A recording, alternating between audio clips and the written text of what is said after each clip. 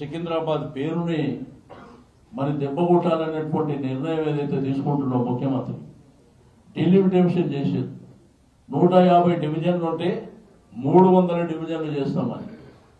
అది ఎట్లుందంటే ప్రజాపాలన కాదు, ఇది ఒక రాక్షస పాలన. రాజ్యం మాది ఉంది, మేము ఇష్టం ఉన్నట్టు చేసుకుంటామని. ఎవడన్నా 9 రోజులల్లా డీలిమిటేషన్ చేస్తాడు. ఆ గ్రేటర్ హైదరాబాద్ 1,50,00,000 జనాభా ఉన్నటువంటి గ్రేటర్ హైదరాబాద్ లో 9 రోజుల డీలిమిటేషన్ అంట. స్టేక్ హోల్డర్స్ అడగలే, ప్రజలను అడగలే, ప్రజాప్రతినిధులు అడగలే, కార్పొరేషన్ నడిపిస్తున్న మేయర్ గారిని కూడా అడగలే.